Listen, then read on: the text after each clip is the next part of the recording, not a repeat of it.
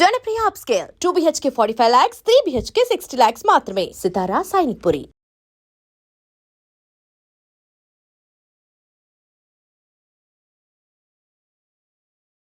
మధుభారత్ గారు, ఈసారి మీరు ఏ నవల రాయబోతున్నారు? ప్లీజ్ సార్, చెప్పండి సార్. చూడండి ఫ్రెండ్స్, నేను ఇప్పుడు హైదరాబాద్ వెళుతున్నాను. మంచి విషయాలు ఎప్పుడు నాకు కనిపించినా, ఎప్పుడు విన్నా నా కలం కదులుతూనే ఉంటుంది. ఏ దేశమేగినా, ఎందు కాలిడినా, ఏ పీఠమెక్కినా, ఎవ్వరెదురైనా పొగడరా నీ తల్లి భూమి భారతిని అన్నారు రాయప్రోలు. ఏ దేశ చరిత్ర చూసినా ఏమున్నది గర్వకారణం, నరజాతి చరిత్ర సమస్తం పరపీడన పరాయణత్వం అన్నారు శ్రీశ్రీ. ఆ గత వైభవాలను, వాస్తవాలను ఆలోచిస్తూ మానవత్వం పరిమళించే మంచి మనిషి కోసం వెతుకుతూ నేను హైదరాబాద్లో అడుగుపెట్టాను.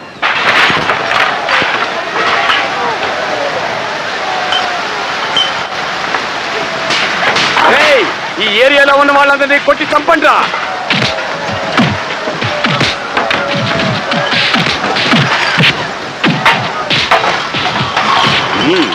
గొడవ స్టార్ట్ అయింది.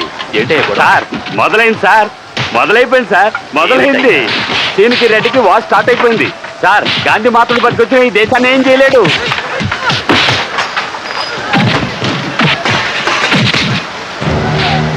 ఒక్కరిని కూడా వదిలిపెట్టకండి, ఈరగా దిగండి. ఆ తెల్ల డ్రెస్లో ఉన్నాడే, ఆయన ఎవరో తెలుసా? పేరు సారథి. సారథి అంటే రథం తోడు. తప్పు చేసిన వాడిని ఇరగదీస్తూ ఉంటాడు. అందరినీ నరికి పోగులు పెట్టండి. అదిగో అక్కడ తాళం సత్తు పని నేసుకున్నాడే, అతని పేరు రమేష్. అక్కడ గోడ కానుకో ఉన్నాడే, అతని పేరు ఉమా. అక్కడ చెక్ షాప్ వేసుకున్నాడే, అవును, అతని పేరు ముక్కా మూర్తి. వీళ్ళు మామూలు వేళ్ళు, బొటన వేలు తెలుసా మీకు? అంటే తెలుస్తుంది చూడండి. వీళ్ళు నలుగురు మామూలు పర్వతాలే. ఇప్పుడు వచ్చే అగ్నిపర్వతం ఎవరో తెలుసా? అదిగో చూడండి.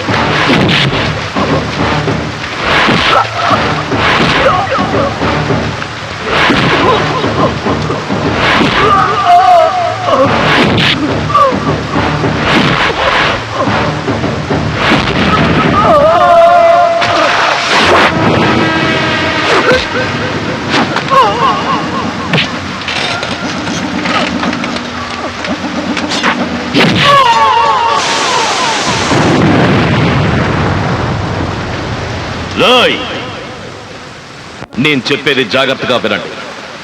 పాత బస్తీ, అబీజ్, లాలాగూడ, కొత్తపేట, చిక్కట్పల్లి, మలక్పేట, దోమల్గూడ, తార్నాక, అంబర్పేట, జూబ్లీ హిల్స్, బంజారా హిల్స్, మసబ్ ట్యాంక్, కృష్ణానగర్, ఫిలిం నగర్, ఇందిరానగర్, కోటి, నల్లకుంట, సనత్ నగర్, చాదర్ఘాట్, సుల్తాన్ బజార్, పురానాపూర్, మెహదీపట్నం, పంజాగుట్ట, బషీర్బాగ్. ఈ ఏరియాలో ఒక్కడు కూడా సీనుకి సొంతం కాదని చెప్పండి. వినకుంటే ఈ రెడ్ నిప్పు మండిపడడు, తగలబెడతాడు. అదే స్వాతి సంపాదకులకు నేను యథార్థ గాథకు, వాస్తవ సంఘటనలకు అక్షర రూపాన్ని ఇవ్వడానికి సంకల్పించాను. ఈ నవల్లో నా కథానాయకుడికి నేను పెడుతున్న పేరు ఆది. తనని నమ్ముకున్న వాళ్ళకి తను దేవుడు, కానీ తనకి మాత్రం తల్లి, తండ్రి, గురువు, దైవం ఈ రథం. అతని గురించి ఆంధ్రానికి తప్పకుండా తెలియాలి. ఆది మనసును అర్థం చేసుకోవాలి. ఇది ఎక్కడ జరుగుతోంది, ఎలా జరుగుతోందని తెలుసుకోనక్కర్లేదు. నేను చూసింది రాస్తుంటాను, చదవండి, చదివించండి. మధుభారతి. ఆనంద్ సార్, మనం ఎక్కడున్నామన్న విషయం ఎవరికీ తెలియకూడదు. మనం పంపించే స్క్రిప్ట్ కూడా 5-6 అడ్రస్లు మారి వెళ్ళాలి. ఇక మీద స్వాతికి సంబంధించిన వాళ్ళెవరికి ఎప్పుడూ ఫోన్ కూడా చేయకూడదు, నవల పూర్తయ్యే వరకు. Okay sir. సార్, మధుభారతి గారు కొత్త నవల రాస్తున్నారట. నవల కాదు, అది వాస్తవం. నవల పేరు ఆది. మధుభారతి గారికి పిచ్చి పెట్టింది ఏంటి? ఒక రౌడీ గురించి రాస్తున్నారు. నీకే పిచ్చి. అందరికీ చదువు అందుబాటులో ఉండాలన్నది ఆది ఉద్దేశమట.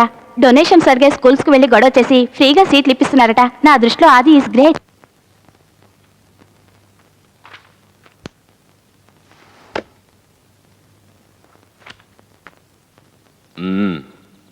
చెప్పండి. మీరు అనుకుంటున్నట్టు కాదు. పేరెంట్స్ నుంచి డబ్బు తీసుకోవడం దేనికి సార్? స్కూల్లో 4 స్విమ్మింగ్ పూల్స్ కట్టాలి, స్కూల్కి పిల్లలు రావడానికి ఏసీ బస్సులు కొనాలి. ఇవన్నీ మీరు అర్థం చేసుకోకపోతే ఎలా? ఎవరు? నేనా? అర్థం చేసుకోలేదా? కలెక్టర్ కొడుకులు, డాక్టర్ కొడుకులు చదువుతున్న ఈ స్కూల్లో రిక్షా తొక్కేవాడి కొడుకు, మోట్లు మోసుకునేవాడి కొడుకు చదువుకోవాలని ఆశపడుతున్నారే, అది నువ్వు అర్థం చేసుకోలేదనుకుంటాను. 5దో 10దో తీసుకుంటున్న చోట 50,000 లక్షలు అడిగితే జీవితాల్ని తాకట్టు పెట్టి రోడ్డు పాలవుతారని చెప్పడానికి వచ్చాను. అది నువ్వు అర్థం చేసుకోలేదు.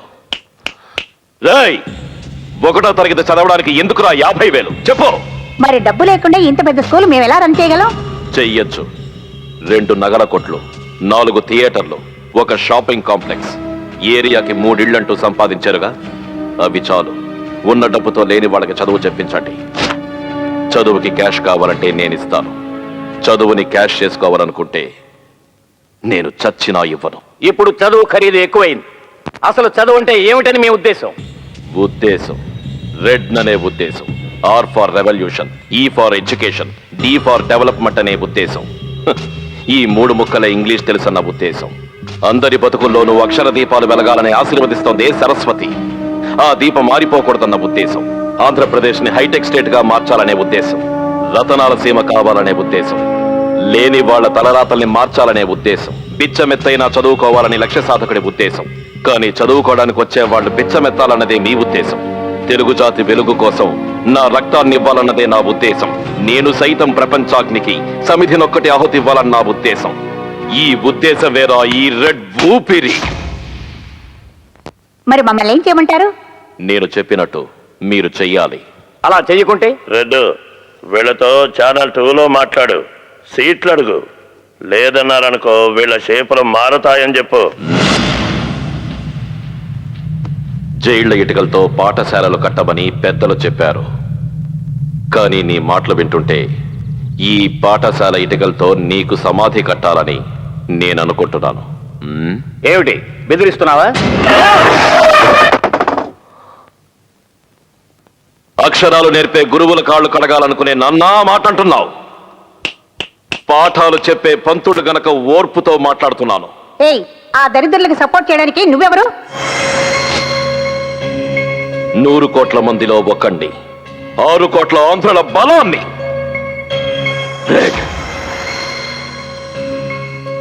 రెడ్ అందరికీ టైం ఇస్తాడు. ఇలా చూడండి, ఇది ఆగే లోపు మీరు మీ నిర్ణయాన్ని చెప్పాలి.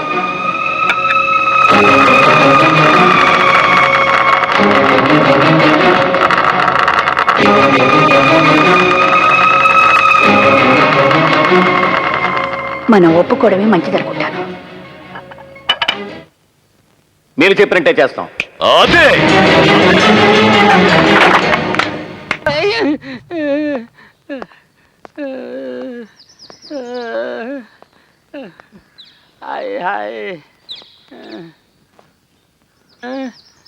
కొట్టారా? మరి అసలు మాట వింటేగా. అరే నగలా కోట్లో బట్లా కోట్లో బిజినెస్ లేదు, బాగా డల్ గా ఉంది. అబద్ధం, అంతా అబద్ధం.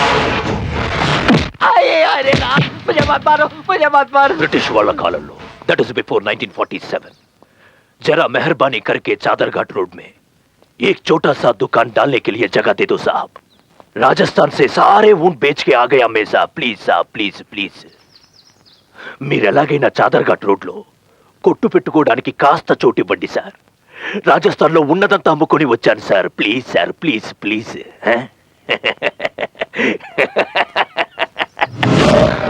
అని నా కాళ్ళ దగ్గరకు వచ్చి ఏడ్చావు కదరా. ఖర్చీఫ్ కొట్టు పెట్టుకోవడానికి అట్లీస్ట్ 2 అడుగులైనా ఎవడైనా ఇచ్చాడా? నేనిచ్చాడ్రా. రెడ్డే చెప్పాడు. రెడ్డు ఇక మీద సీన్ కి మామూలు ఇవ్వద్దని రెడ్డే చెప్పాడు. వాడు చెప్తే నువ్వివ్వు, వాడు చెప్తే నువ్వివ్వు. రెడ్డు కావాలి, సీను వద్దు. సీను వద్దు. రెడ్డుతో మాట్లాడాలి, ఫోన్ చేయరా. రెడ్డికి మాట్లాడాలని చెప్పు, ఫోన్ చేయి.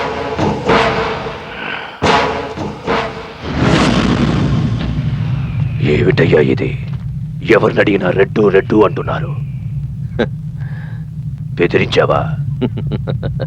నేను బెదిరించలేదు. నీ బెదిరింపులకి భయపడద్దని అందరితోనూ చెప్పాను. నేను నీలాగే నలుగురిని బెదిరించాను, డబ్బిచ్చారు. ఏంటయ్యా అని అడిగితే బహుమతి అన్నారు. ఇప్పుడు దాని పేరు మామూలు అంటున్నారు. మాటే మార్పు, డబ్బు ఒకటేగా. డబ్బొక్కటే. అభిమానంతో నీకు వాళ్ళు ఇస్తూ ఉంటే నేను సరైన ఉండేవాడి. కానీ నువ్వు బెదిరించి డబ్బు తీసుకుంటున్నావని తెలిసిన తర్వాతే నేను ఇవ్వద్దన్నాను. నాకు కావాలి అభిమానమో బెదిరింపు, నాకు డబ్బు కావాలి. ఈ సీను ఎప్పట్లానే ఉండాలి. రే, నువ్వు బచ్చగాడివి. నువ్వు వేరుగా పుట్టక ముందే నేను మహావృక్షానిరా, తెలుసా? నువ్వేవైనా అనుకో, ఎలాగైనా అనుకో, తొందరగా మట్లో కలిసిపోతానే చెప్తున్నా. సభాష్ రెడ్, నువ్వు చాలా బాగా మాట్లాడుతున్నావు. చిన్న వయసులో చాదర్ఘాట్ రోడ్లో టీ కావాలా సార్, టీ కావాలా సార్ అని నువ్వు అడుక్కోవడం, అది నేను చూడడం జ్ఞాపకం ఉందా? అదే చాదర్ఘాట్లో అప్పుడే 5 ఇవ్వు 10 ఇవ్వు అంటూ మామూలు అడిగి నువ్వు అల్లాడింది నేను చూసింది నీకు జ్ఞాపకం ఉందా? నాకు ఈ కబుర్లు అనవసరం. నాకు డబ్బు కావాలి, అది ఇవ్వద్దనడానికి నువ్వెవరు? నీ వల్ల బాధపడుతున్న వాళ్లలో నన్ను నమ్మిన మనుషున్నాడు. నమ్మితే ఏదైనా చేస్తావా? ప్రాణాలు ఇస్తాను. రెడ్డో, ఈ డబ్బున వాళ్ళని నమ్మద్దు. ఆ రోజు నాకు సపోర్ట్ చేశారు, ఈ రోజు నీకు సపోర్ట్ చేస్తున్నారు, రేపెవరికో. మనం కలిసిపోదాం, వచ్చే డబ్బుని పంచుకుందాం. ఏమంటావు? పొత్తు కుదరదు సీను. వేరు వేరు గ్రూప్ రక్తం. ఒకటైతే ప్రాణాలు పోతాయి. నీ ప్రాణము నా ప్రాణం. రెడ్డు, పైకి రావాల్సిన వాడివి, చూసడుగి. వయసు అయిపోయిన వాడివి, నువ్వు చూసడిగా. వద్దు, నాతో పెట్టుకోవద్దు. అలాగే. అది అది ఇదిగో మిగిలిన 40. ఇంతేనా? 100 రూపాయలు ఇచ్చాను. మూర్తి, మార్కెట్ లో గొడవ పడ్డందుకు, స్కూల్లో గొడవ చేసినందుకు రెడ్డి మీద ఎఫ్ఐఆర్ ఫైల్ చేశారు. మూర్తి, ఏంటో అంటుంది. అరెస్ట్ వారెంట్ వచ్చేలోగా మనం 4-5 రోజులు రెడ్ని ఎక్కడికైనా ఎస్కేప్ అవ్వము.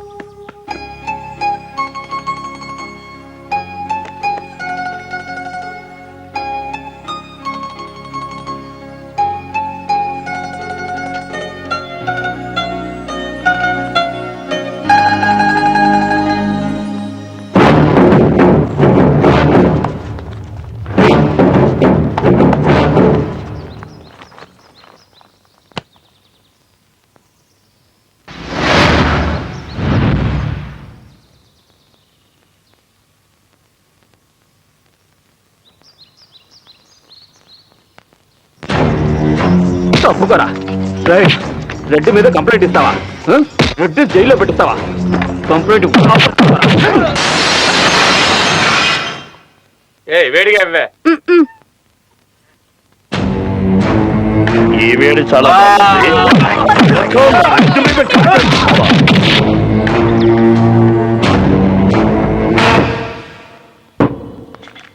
నేనేవి పెద్దగా వాదించి నేను బయటకు తీసుకురాలేదు. ఆ జడ్జి మంచివారు నిన్ను చూడగానే జామీనిచ్చారు.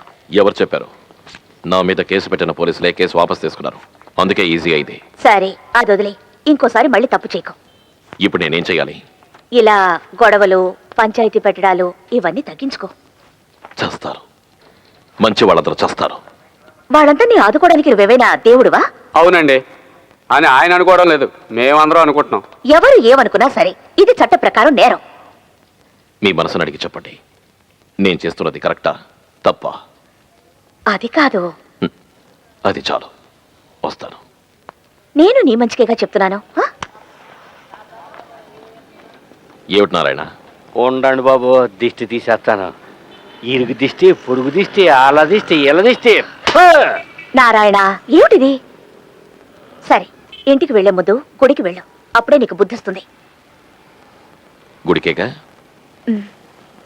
వెళ్తాను. మంచి చేసే మిమ్మల్ని జైల్లో పెట్టారా? వదిలేయండి మాస్టారు, నన్ను జైల్లో పెట్టాలని ఆశపడ్డారు.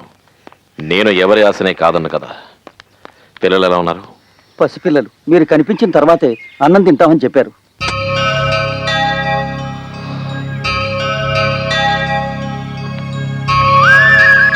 ఎలా ఉన్నావు అంకుల్? నిన్ను పోలీసులు కొట్టారా? నిన్నెవరు కొట్టారో చెప్పు, దేవుడితో చెప్పి వాళ్ళని కొట్టమంటాను. నువ్వు తప్ప మాకు దిక్కెవరున్నారు బాబు? మమ్మల్ని వదిలి నువ్వు ఎక్కడికి వెళ్ళదు బాబు. అమ్మఒడి ఎంతో కమ్మనిది, అందరికీ ఎప్పుడు వందనిది. నవమాసాలు నన్నే మోసింది, తను నాకై ఎంతో త్యాగం చేసింది.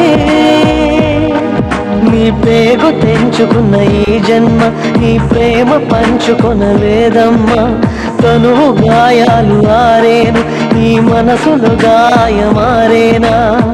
తల్లికి మించిన దైవమేదిరా, అమ్మఒడి ఎంతో కమ్మనిది, అందరికీ ఎప్పుడు అందనిది. ఇక్కడికి వస్తే చాలు, కాలేజీ మాట మర్చిపోతుంది. అవునే. సారీ కాలేజీకి టైం అయిందా? రండి వెళ్దాం. అది సరేనే గాయత్రి, నువ్వు రోజు ఇక్కడికి వస్తుంటావు ఎందుకే? రోజు ఇక్కడ వచ్చి వెళ్తేనే నా మనసు బాగుంటుంది.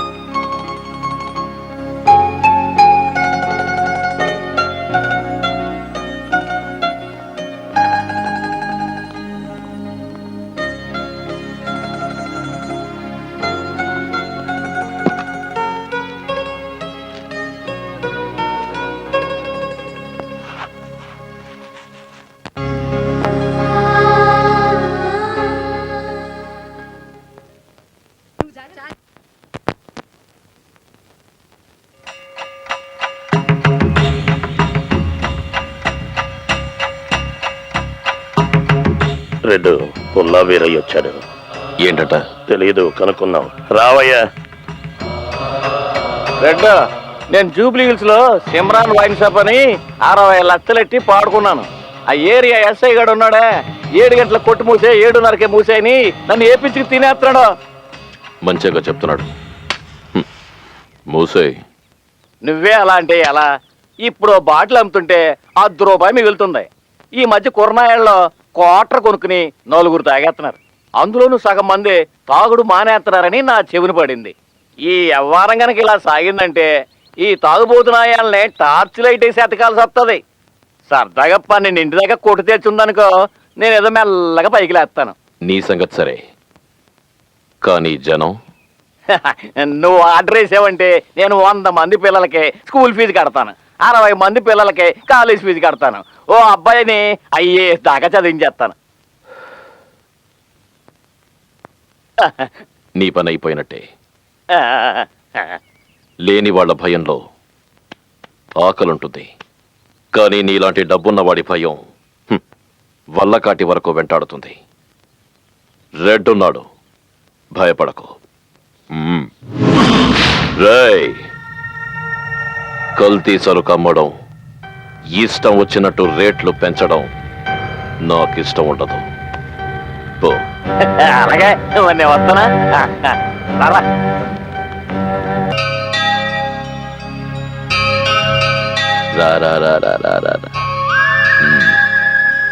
ఏంటి?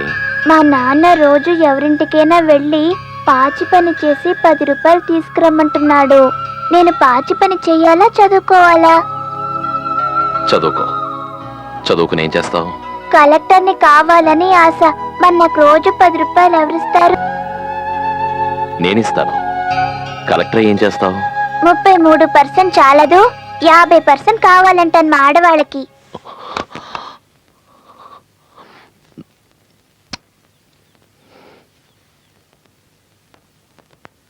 డబ్బు ఆదా చేయి, ఖర్చు పెట్టద్దని చెప్పేవే. ఇలాంటి 4 పిల్లల్ని చదివిస్తే చాలు. 4 బ్యాంకులో నా డబ్బు ఉండకలేదు. 4 మనసులో నేనుంటే చాలు. రెడ్డు, నీతో కలిసి ఉండడం నాకెంతో గర్వంగా ఉంది. మీ తమ్ముడు ఎవరని అడిగితే ఈ రమేష్ అని నువ్వు చెప్పన్నా.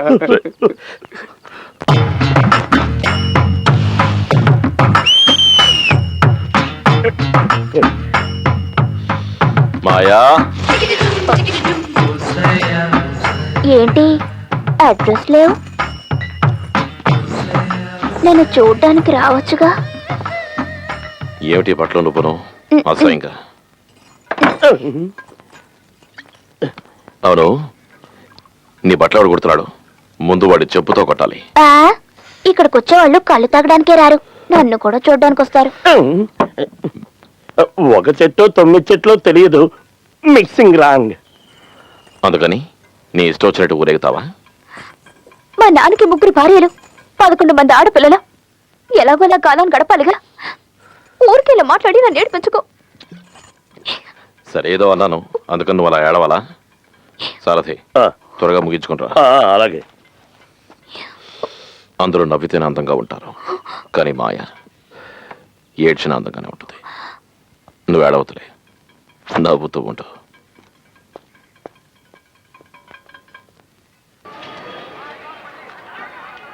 రెడ్డు, ఓ సంతోషమైన విషయం. ఏమిటి? నువ్వు చెప్పావుగా, ఎవరో తెలుసా తను? నేను చెప్పానా? తనేనయ్యా, రోజా పువ్వు. ఎవరు? రివర్స్ లో మాట్లాడుతుంటాడు, చెవిలో జోరీగయ్యా. పులవల్ నారాయణ.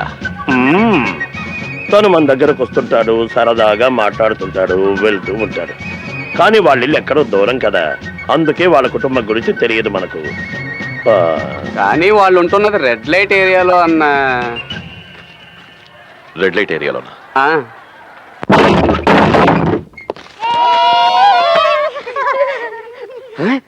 రెడ్డే ఏంటి ఎలాగొచ్చా? ఏదైనా ప్రాబ్లమా చెప్పు, నీతో పాటు నేను నన్ను తగిలింతాను. అప్పుడారో తిని చెయ్యి, దెబ్బ గోలుకొండ అబ్బా అన్నాడా? ఎవడాడు? ఇది నీ ఇల్లా? ఎటకారం ఆడుతున్నావా? నాకెక్కడ ఇల్లు? గురుమూర్తి గారు ఉన్నాడు కదా, ఆడి ఇన్ఛార్జ్లో రన్నింగ్ అయిపోతుంది. ఇక్కడ ఉండడం అట్టే అంత నాకు ఇష్టం లేదు, కానీ మొదట్లో ముమ్మరంగా ఉండేది కాదు. ఈ మధ్యన మాత్రం ఓ ఎరగదికి చేస్తాడు బిజినెస్ లో. ఇది నాతో ఎందుకు చెప్పలేదు? సీను గాని బతికిపోరా అని వదిలేసావుగా 2 ఏరియాలు ఇచ్చి, అందులో ఇదొకటి. సీను, గురుమూర్తి, కప్పు శాస్త్రంని. నేను ఇది నీతో చెప్తే ఎక్కడ సమస్య వచ్చేస్తుందో అని. అబ్బాయి, ఇదో పెద్ద సమస్య. ఇది నాతో చెప్తానా? 100 రూపాయలు ఉంటేవు. లేదురా, 10 రూపాయలు ఉన్నాయి. ఇక మీద బజార్లోకి వెళ్ళి రావాలి. బ్యాట్కి హ్యాండిల్ మార్చాలి. ఎప్పుడు అడిగినా లేదు లేదన్నమాట. దరిద్ర బతుకు. ఒరే రాధాకృష్ణ, దరిద్రం కాదురా, మనకి ఇంతే రాసింది. మాట్లాడు, బాగా మాట్లాడు. ఇతనెవరు? నీ ఫ్రెండా? మన రెడ్. నీ మొహానికి ఫ్రెండ్ ఒకడు. రెడ్ ఆడికి నీ గురించి తెలీదు. ఆడేదో కుబేరుడు కడుపును పుట్టాను అనుకుంటున్నాడు, గాలిలో మేడలు కట్టేస్తున్నాడు. నా కడుపును పుట్టాడు కదా, తప్పక భరిస్తున్నాను. శివలాకరికి తలకరు ఆడే పెట్టాలి కదా. అమ్మలో అమ్మలో, ఏంటి నాన్న? తొందరగా రామ్మా, ఎవరొచ్చారో చూడు. నా కూతురు ఇప్పుడు వెళ్ళారు కదా క్రికెట్, ఆడు పుట్టిన 10 నెలలకి ఇది పుట్టింది. గాయత్రి అని పేరు పెట్టుకున్నానులే. దీనికి ఉన్న అందానికి అష్టలక్ష్మిని పెట్టుండొచ్చు.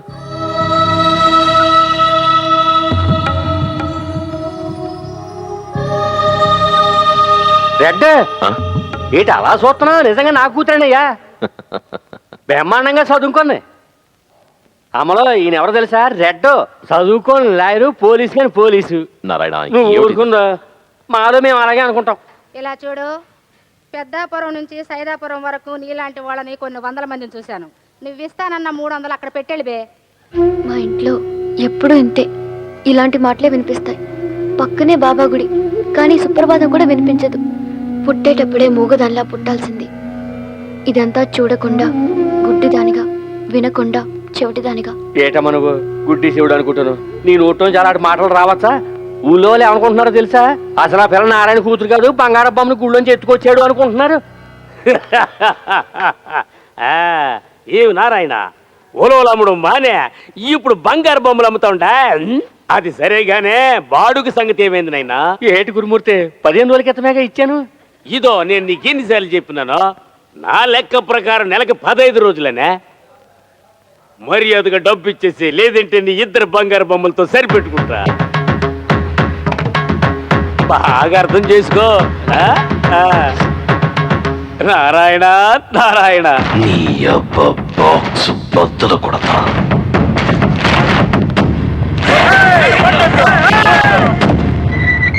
నారాయణ. ఎవరొచ్చారబ్బా? అయ్యో నారాయణ గారు. నారాయణ గారా? ఏంది ఆశ్చర్యపోతా ఉండారా? గురుమూర్తి గారు, 2 రోజులు మీ అద్దె ఇచ్చేస్తానండి. నిన్ను ఇప్పుడు ఎవరు అడిగినారో? నాకు నెలకి 60 రోజులు అనిపిస్తా ఉంటది. అవును నారాయణ, జాతకం చూపించుకున్నా ఈడ చేసిన తప్పులకి పైకి పోయినాక నూనెలో వేసి ఏంచుతారంట, ఏంచినాక ఎండ పెడతారంట. ఈ రూపానికి ఇది అవసరమా? అందుకే మంచోండైనా నా గురించి నువ్వు ఆలోచించొద్దు. నేను పోతా ఉండా. ఇదిగా గురుమూర్తి, అసలు ఏం జరిగిందో చెప్పోయా? ఇక నువ్వు బాడుగి ఎద్దు పో. విషయం తెలుసా? అద్దె పక్క లేదుట, ఫ్రీట.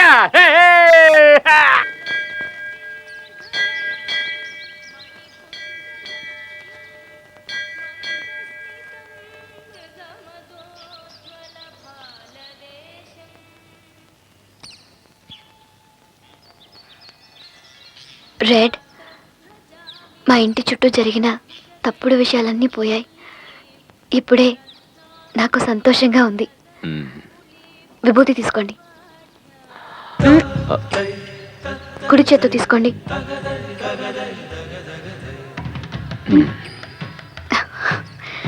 ఐదు వేళ్లకు నిమ్మకాయలు పెట్టుకున్నారా?